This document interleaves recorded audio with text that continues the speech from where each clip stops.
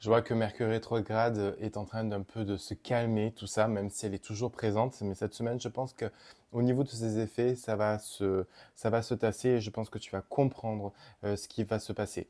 Donc voilà, je t'invite donc à écouter cette guidance de ta semaine du 20 au 28 juillet.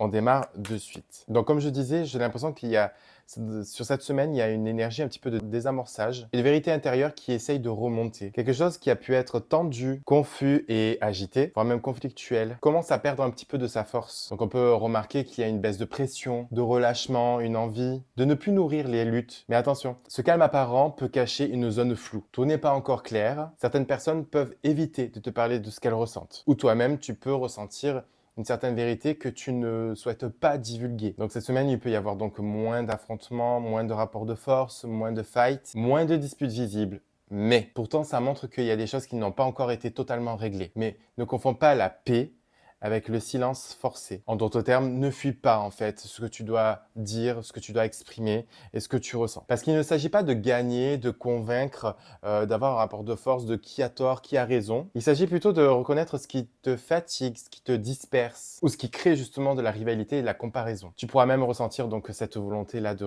te retirer d'un conflit ou même d'une ambiance compétitive. Ça peut parler à certaines personnes dans le domaine professionnel. Certes, cette semaine et ces énergies-là sont une bonne chose, à condition de ne pas fuir. Allez, on va aller voir un petit peu plus loin avec les cartes. La semaine du 20 au 28 juillet. Tu vois, donc ici, on voit les ruminations, tout ça, tout ce qui peut être angoisse, stress et tout ça. Et avec, pour moi, la carte alpha me fait représenter, en fait, tu sais, une bataille.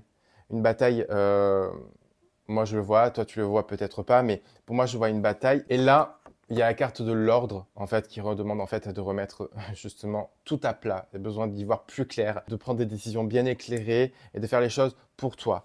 Pourquoi? Parce que là, justement, avec la carte de la nécessité, ça montre que tout est en train de se tasser, mais, encore une fois, il n'y a pas à fuir.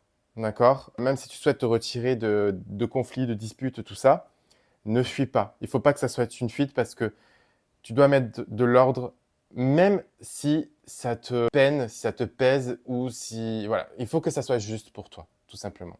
En fonctionnant comme ceci, tu as beaucoup à gagner. Tu as beaucoup à gagner parce qu'en fait, tu vas te faire respecter, tu vas te respecter, mais aussi, en fait, tu vas créer une nouvelle relation avec les autres et avec toi-même. Et ça, c'est quelque chose qui est la chose la plus gratifiante que tu peux avoir cette semaine. Encore une fois, prends tes distances, t'inquiète pas, tu vas passer une très très belle semaine.